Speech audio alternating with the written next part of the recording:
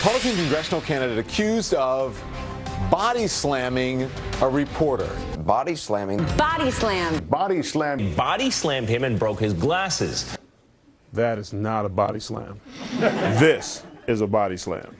Drives him down just with ease, throttled him, and right into the That looks like EC3 approved.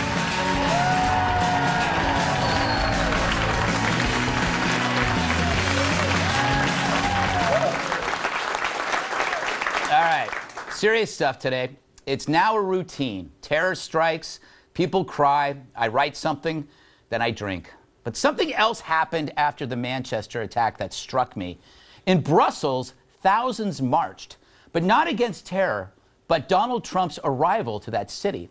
The president wasn't welcome, they said, as long as he pushed his war agenda. I guess they forget that he wasn't the one who butchered those little girls.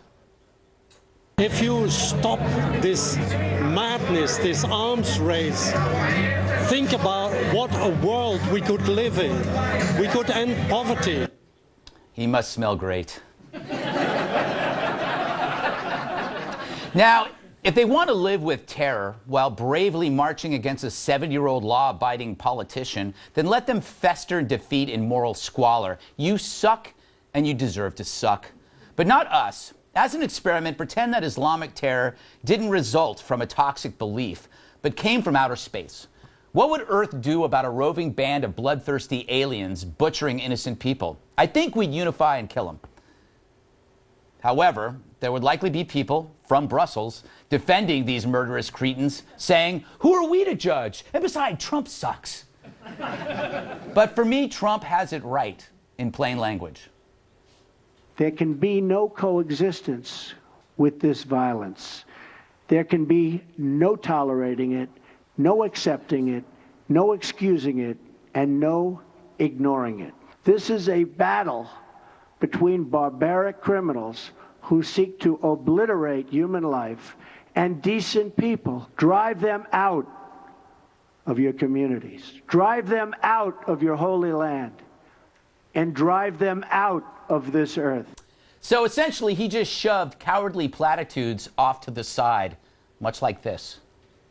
The president was hardly feeling bashful throwing his weight around, pushing past the prime minister of Montenegro, elbowing his way to the front of the pack. President Trump muscling his way to the front during a tour of NATO headquarters. Why did he shove a prime minister? Shoving the leader of Montenegro out of the way so the president could stand first is not assuring other allies. The sort of pushy American rudeness, I mean, that is quite a moment. Oh my God, the leader of Montenegro! I've never even heard of that place before. Is it? I'm sure it's a good place. But yeah, pushy American rudeness. Well, maybe the world needs a push right now, at least in the right direction, toward a new response to terror, one that's trained in body and mind, one that's unafraid of being labeled, meaning if they call you Islamophobic, you say, so what? We need a new understanding of surveillance, that security and freedom don't fight each other, they enhance each other, much like Laverne and Shirley. We also need to keep calling them losers. I will call them, from now on, losers, because that's what they are. They're losers. Murdered by evil losers in life. These killers and extremists, and yes, losers, they are losers.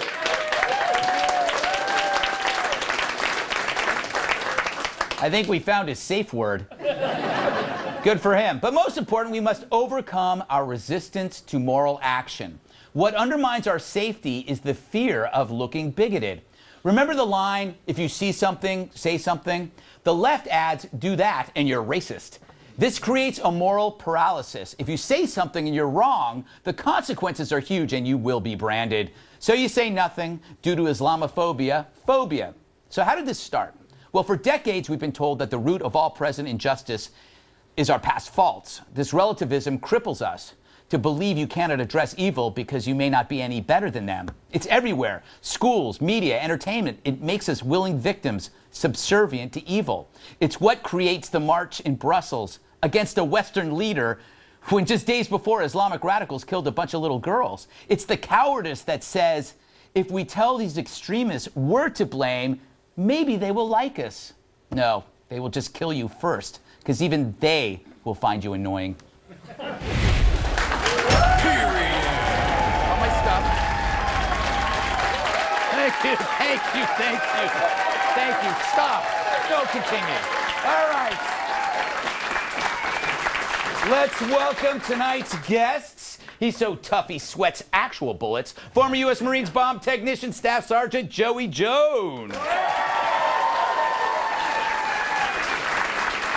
He's so charming, snakes follow him home. Actor, comedian, and host of American Ninja Warrior, Matt Eisman. She's as unique as her limbs are weak. Co-host of Fox News specialist, Kat Timpf. And a hula hoop is his pinky ring. Former bodyguard and my massive sidekick, Tyrus. All right. Joey, serious topic here, but what do you think we're doing? What should we be doing now? Should we be doing anything different? I would assume so. Well, we have to follow our human intelligence to where it leads us to. I mean, you know, all your points about Islamophobia, phobia, and the idea that if you see something, say something, but don't say everything, and don't say it about that guy because of how he looks. There's nothing that will trump human intelligence right now. There's nothing that will trump the ability to follow a lead. We can't solve, you know, the crimes in Chicago by ridding the world of guns. We're not going to solve what happened over the week by ridding the world of the things you can use to make explosives. Right. Like sand.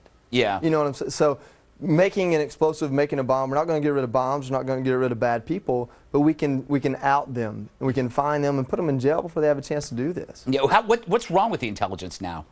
I think the biggest problem we have right now with following this intelligence is they don't know where that threshold is. You know, I don't know if it's someone curiously Googled how to make a bomb too many times, or if it's I traveled to Syria and Libya and I kind of hate freedom, so maybe you should come look at me. Right. But they're not identifying unfortunately the red line in the sand. Yeah. So that when people cross over it, they follow through. Yeah, if they looked at my Google searches, they wouldn't think I was a terrorist, but they would think there's something really wrong with me.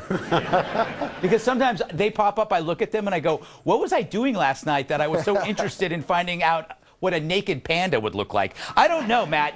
Matt, they were... I'm just picturing Tyrus now when you mentioned naked panda. Angry naked panda. Why is that? Because he was black and white?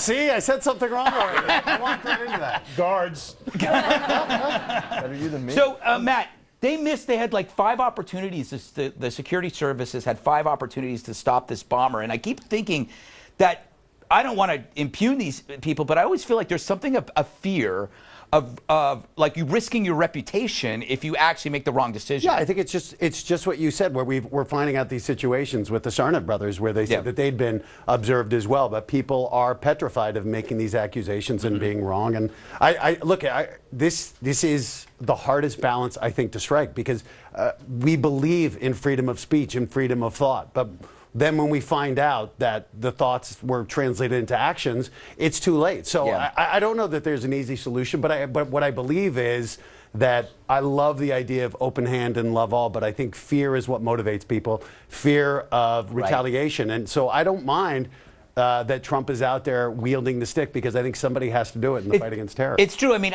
like Kat, you know, Ariana Grande came out with a statement, and the statement was very careful. It talked about love and support, but at a certain point, love is not all you need. No, you need fear. rage. You need fear. It's better to be feared than loved, because love comes and go, but deep-seated fears last forever, sometimes destroying love in the process. Yeah. I couldn't be a bigger fan of Trump calling ISIS losers. I think it's the greatest thing of all time, because if you think about someone you really hate, it wouldn't be as close as how ISIS hates us, but someone you really, really hate and you want to destroy them, you know it happens. And they called you a monster, you're going to think, dope, it's working. Yes. If you say they're a loser, you're going to go, what? I'm not am I a loser? Am I a loser? Yes. That's the worst thing that can happen to you. Yeah, no, that's so true. Tyrus, if this act doesn't cause people to actually Are you still mad at Matt? Yeah. He's going to call me a loser now. It's going to haunt me.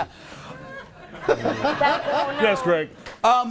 If this was particularly, I mean, everything ISIS does is horrible. Right. But this, I mean, they specifically targeted teenage young girls for this heinous act. If that doesn't move the needle and get people that were always kind of like, well, we should talk about tolerance. I mean, shouldn't this be the last straw? You would think that it would be. You would think at that point it would be game on. There's no more left and right. There's straight middle, and everyone's talking the same story. But it's funny to me. They will go the extra step to go at, and Donald Trump does some weird things, okay? But like, let's take a look, for example, the body slam issue. Yeah. It was a scuffle. Yeah. A scuffle's not good. It was a brush by. Excuse me. I do it at the airport all the time. Move. It wasn't a shove. No, it wasn't.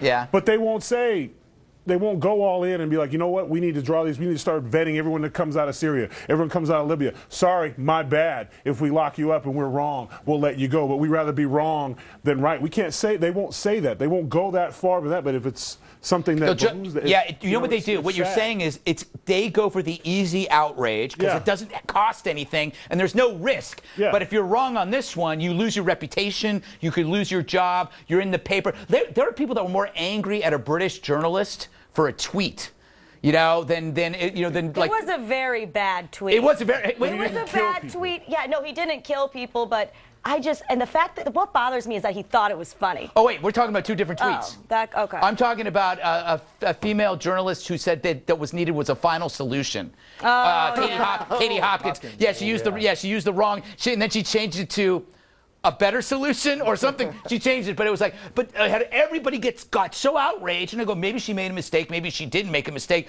but that's easy outrage. Why not get outraged at the actual act that killed people might be a start? Yeah, and own it. Yeah.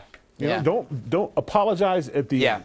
We need to kill more of them and then post pictures of killing more of them because it's very effective for them. Yes. I mean, at the end of the day, I would much rather see their bodies mangled on television than our 17-year-old daughters. Yeah. And the fact we can post a picture in the New York Times, was it New York Times, I believe? We'll put pictures of detonators out there. Put pictures of them dead out there. That's what I want to see. My curiosity would be pinged. You know, I know we have to go, but I find it very strange that we don't see those pictures. In the Gulf War, we saw so much footage of charred cars along the way to hell. But it makes me think that whatever we're doing is so horrifying. You know what I mean? That we must have them in a place and we must be just killing them because I don't know why we're not seeing this. There are apparently thousands of them are dead, but we don't have the evidence, do we? Well, I think we should go down to Guantanamo Bay and take pictures. Just have open the doors and let us see what you're doing. Yeah. If it's really that bad, then we'll know it. But then we'll be happy that it's that bad. Yes. All right. Coming up, a fresh perspective on the terror attack from across the pond. We talked to the UK's Nigel Farage about what happened in Manchester. Stay right there.